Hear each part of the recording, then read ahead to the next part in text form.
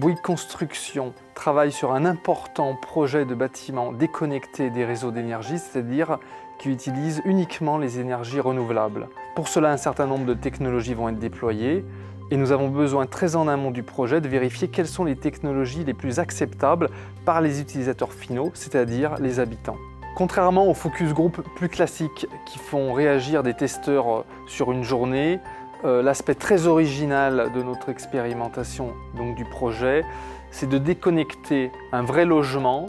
d'une vraie famille sur une durée très longue, c'est-à-dire 4 saisons, 1 an. Ce projet complexe et original, car il mobilise plusieurs compétences, du design, de la sociologie, de l'ingénierie, c'est fait pour Bouygues au sein d'un partenariat avec l'IRT et l'on a appelé ce projet ROLI 2. Alors ROLI 2, c'est un projet qui est emblématique du programme Pulse de cet institut de recherche technologique Nano-ELAC, dans la mesure où il montre bien notre capacité à accompagner des entreprises sur tout le cycle d'innovation. C'est un projet qui met en œuvre en fait toutes les étapes qui vont de l'exploration sur des usages du futur jusqu'à l'expérimentation en conditions réelles, en l'occurrence ici dans une famille, dans un foyer réel,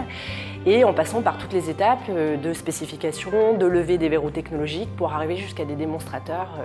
techniques fonctionnels. ROLI 2, c'est un défi dans la mesure où il y a beaucoup de paramètres à prendre en compte pour la réussite de ce projet, des paramètres humains, des paramètres sociétaux, des paramètres réglementaires et bien sûr des paramètres techniques. Il nous a fallu plus d'1 an et demi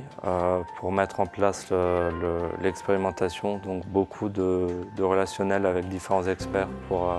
trouver les meilleures solutions. Pour que ce soit innovant, il fallait avoir le meilleur en photovoltaïque, il fallait avoir le meilleur en batterie et il fallait avoir le meilleur en capteur. Et ces solutions-là ne communiquaient pas, donc on a fait des développements pour que ce soit interopérable. On a déployé toutes les technologies en laboratoire, donc on a pu vérifier leur fonctionnement dans des conditions parfaitement maîtrisées par les ingénieurs qui ont travaillé sur l'installation. Un des défis majeurs, c'était que l'installation soit transparente vis-à-vis des utilisateurs, que ça ne modifie pas leur rythme au quotidien, qu'ils fassent comme si leur maison n'avait jamais été instrumentée. On fait appel à une équipe de sociologues qui va sur le terrain de façon très régulière avec des guides d'entretien, une fois tous les mois. Et l'idée, c'est que cette équipe nous rapporte des constats sur les habitudes, sur le vécu, et nous, ensuite, nous les analysons pour faire progresser nos technologies, afin qu'elles soient à chaque fois le plus en phase avec les besoins des publics. Ce qui est important pour nous, en calant à chaque fois les aspects techniques aux habitudes de vie de la famille, c'est de faire en sorte que le système technique disparaisse du milieu de vie et que la famille vive comme si en fait elle avait un système comme quand elle appuie sur un bouton pour avoir de l'électricité. Ça voudrait dire qu'il y a une acceptation du système, qui est déjà un bon résultat.